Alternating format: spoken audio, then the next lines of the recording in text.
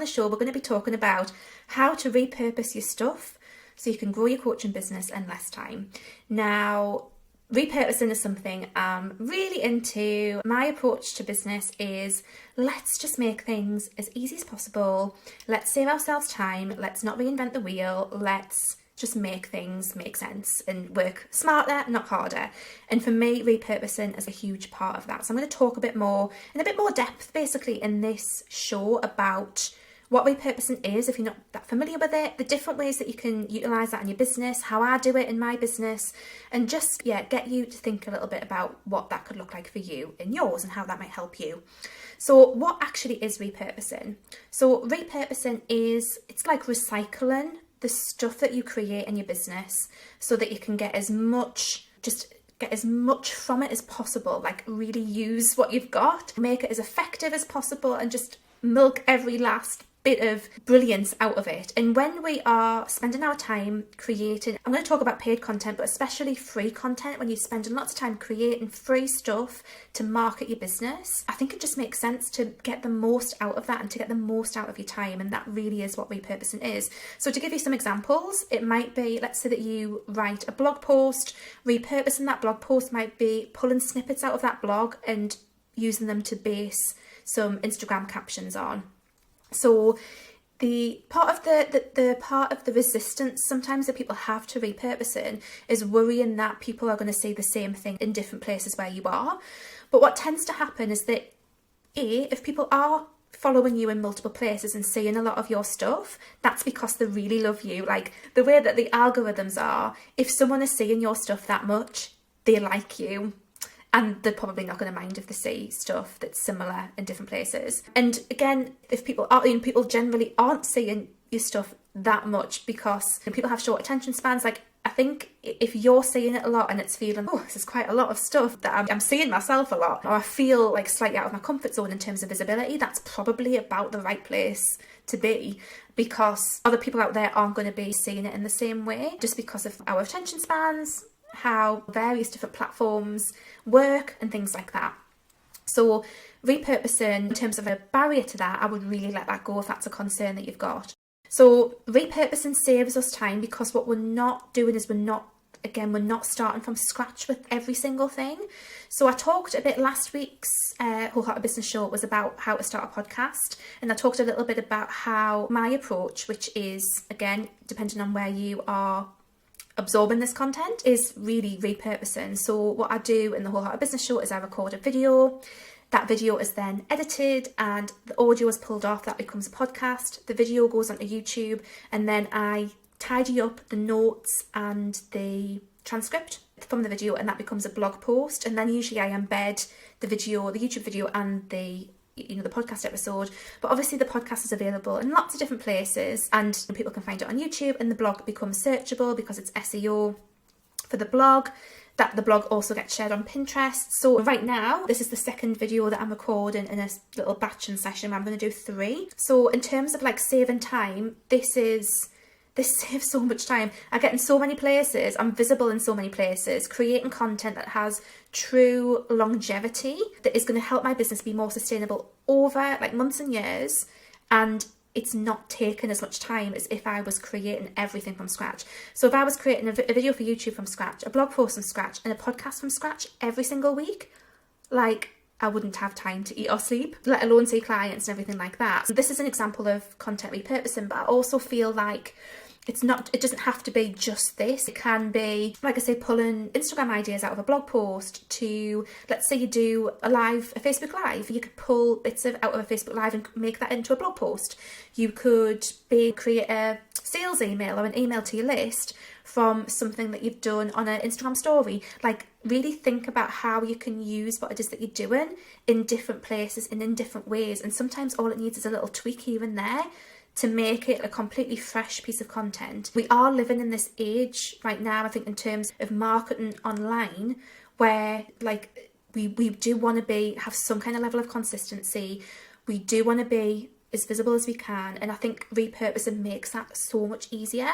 I also think what's really interesting around repurposing is how it strengthens our messaging, and because again you're repeating the same stuff. I think I talked about this on Instagram a while ago, but it's okay to feel like you're repeating yourself because, again, people don't have long attention spans, people are scrolling, and it's just almost, people are going to just pick up snippets of your stuff.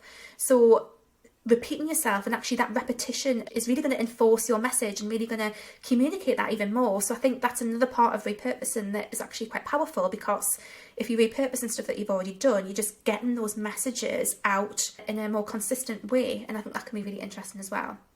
So I wanted to share a few different, just a few things to think about when it comes to repurposing, just to get you started in terms of thinking about, okay, how can I approach this and things like that. A good place to start is to think about, what is your intellectual property? So it sounds like a big thing, but basically anything that you are creating that has value is your intellectual property.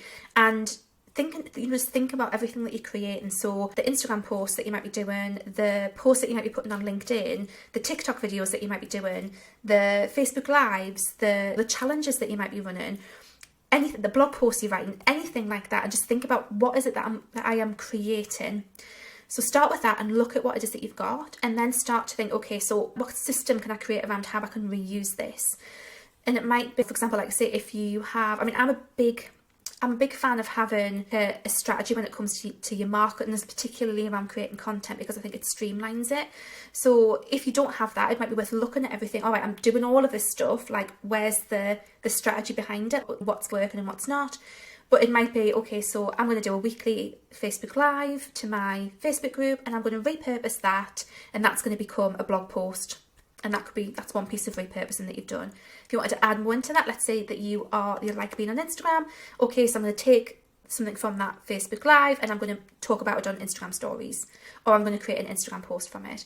And it's basically as simple as that. For example, if you are running a free challenge, there's no reason why you can't run a free challenge and then bundle all those videos up and sell it as a mini program. There's no reason why you can't do that. So you can also repurpose into paid stuff as well if you want to, from free stuff into paid stuff.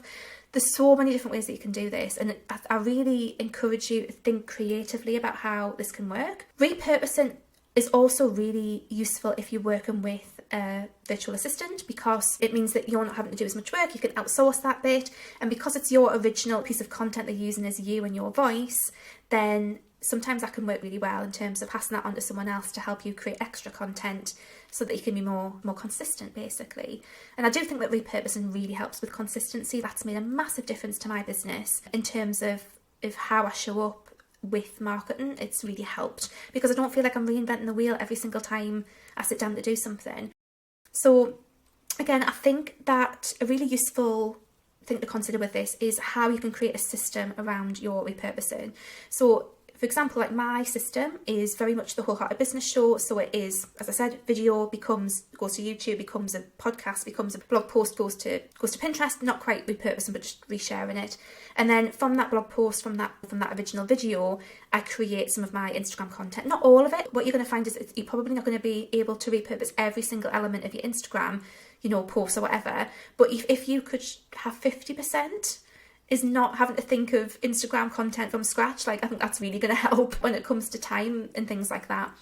For me, what I'm working on at the moment is a bit of a system with Instagram where I post 4 times a week on the grid. One of them's a reel, and then I think I've got one of them, or the reel might be based on the episode of the Wholehearted Business Show, or it might be something, actually no, the reel's going to be based on the Wholehearted Business Show.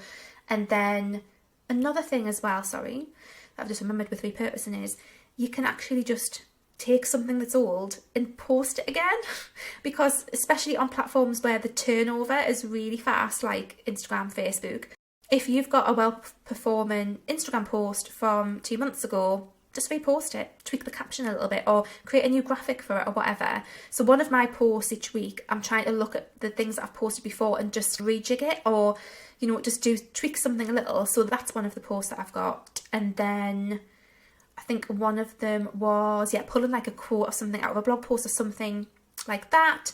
And then the last kind of part of Instagram out of those 4 posts that I want to do a week is a wildcard option. So it might be another reel, it might be a reminder post, it might be something just completely random. But that's my system. And just a reminder, on Wednesday the 16th of February, I am running my paid live training, which is how to create a multi-platform content show. The whole process of this is going to be laid out for you, exactly how I do it. So if this sounds interesting, if you like the idea of working smarter, not harder, and actually having your marketing being quite streamlined in this way, then do check that out. It's only £37. You don't have to come along live, you can get the replay, so do check out that. The link is going to be in the description box if you want to have a look at that. So that's how my system works, but your system could be completely different. It could be based on, you could start with an audio for a podcast and turn that, you could start with a blog post. I think what really helps it is just seeing that original, like what's the original piece of content that you're going to create and how is that going to spin off into different things.